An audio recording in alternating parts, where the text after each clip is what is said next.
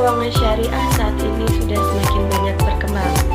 Banyak produk-produk dari industri keuangan syariah yang mulai bermunculan. Produk-produk tersebut sangat bermanfaat bagi masyarakat. Salah satu produk yang saat ini mulai banyak diminati yaitu fintech syariah. Assalamualaikum warahmatullahi wabarakatuh. Perkenalkan, saya Ibnu Syakarisma Suci dengan NIM 1905036008 dari Prodi S1 Perbankan Syariah UIN Wali Songo Semarang. Pada kesempatan kali ini saya akan membahas mengenai perusahaan fintech syariah. Materi pertama yaitu apa itu perusahaan fintech syariah? Fintech syariah merupakan suatu kombinasi dari inovasi yang berada di bidang finansial atau keuangan dan teknologi yang memudahkan proses transaksi dan investasi yang didasarkan pada dasar-dasar hukum syariah atau hukum Islam. Jadi, segala bentuk fasilitas yang diberikan oleh fintech syariah ini semuanya berdasarkan peraturan syariah atau dasar-dasar hukum Islam. Nah, selanjutnya, bagaimana dasar hukum dari fintech syariah ini? Dasar hukum fintech syariah berlandaskan pada Peraturan Otoritas Jasa Keuangan POJK nomor 77 tahun 2016 tentang layanan pinjaman berbasis teknologi informasi. Aturan ini memang mengatur secara umum setiap jenis fintech. Selain itu, perusahaan fintech syariah ini juga mengacu pada Fatwa Dewan Nasional MUI nomor 117/2018 tentang layanan pembiayaan berbasis informasi berdasarkan prinsip syariah.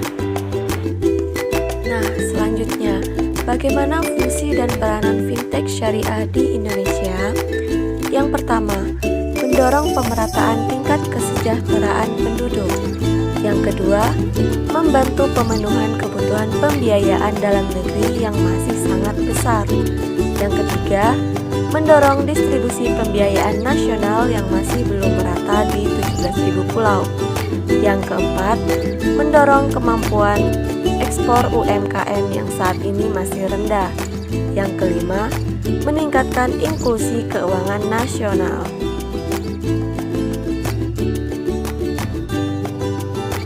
Nah, di dalam perusahaan fintech, kita mengenal adanya peminjam dan pemberi dana.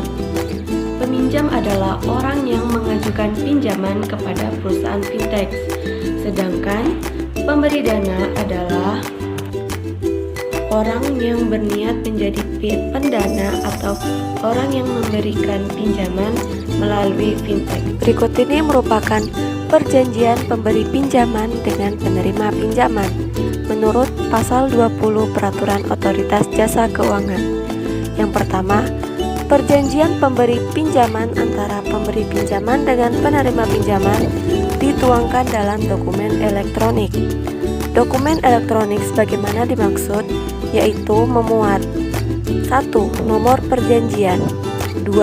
Tanggal perjanjian, ketiga, identitas para pihak, keempat, ketentuan mengenai hak dan kewajiban para pihak, kelima, jumlah pinjaman, keenam, suku bunga pinjaman, ketujuh, nilai angsuran, kedelapan, jangka waktu, kesembilan, objek jaminan, ke-10, rincian biaya terkait, 11, ketentuan mengenai denda, 12, mekanisme penyelenggara sengketa. Nah, selanjutnya saya akan membahas mengenai perkembangan fintech syariah di platform fintech di Indonesia secara umum tumbuh pesat dari tahun 2015 hingga akhir tahun 2017 dan sebagian besar berasaskan konvensional. Namun pada tahun 2018 mulailah bermunculan beberapa fintech syariah di Indonesia yang diharapkan akan menjadi solusi berdasarkan hukum Islam. Perusahaan fintech syariah pertama di Indonesia yaitu PT Amanah Fintech Syariah.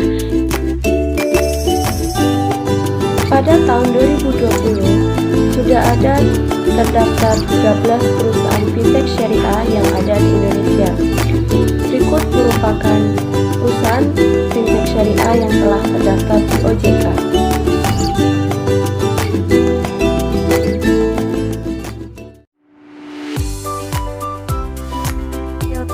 Amanah Fintech Syariah.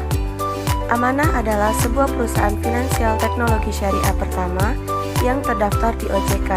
Perusahaan ini terletak di Saharjo Square, Jalan Dr. Saharjo nomor 12 RW 5 Manggarai, Kecamatan Tebet, Kota Jakarta Selatan, Daerah Khusus Ibu Kota Jakarta. Perusahaan ini mulai beroperasi pada Maret 2018 dengan Lutfi Ardiansyah yang menjabat sebagai CEO pada saat itu. Pada prinsipnya, Lutfi Ardiansyah mendirikan Amanah dengan tujuan untuk membantu UMKM dalam mendapatkan akses permodalan. Untuk struktur kepengurusan dari PT Amanah Fintech Syariah, teman-teman dapat melihat sendiri di slide berikut ini.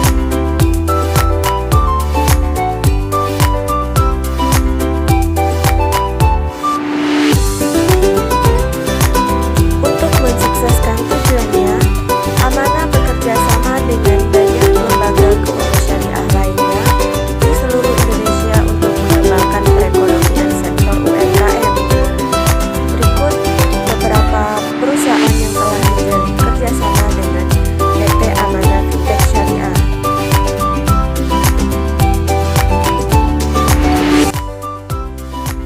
Skema pembiayaan. Nah, teman-teman sendiri dapat melihat bahwasanya di dalam skema ini terdapat 4 pihak yang saling terlibat, yaitu pemodal, amanah, mitra BMT atau KSPPS, dan penerima dana. Untuk urutannya, pertama, pemodal menyerahkan modal usaha kepada amanah untuk dikelola dan diberikan kepada pelaku usaha. Selanjutnya, amanah menyalurkan modal usaha tersebut kepada mitra BMT atau KSPPS. Selanjutnya, mitra BMT melakukan pembiayaan kepada pelaku usaha. Nah, untuk pelaku usaha ini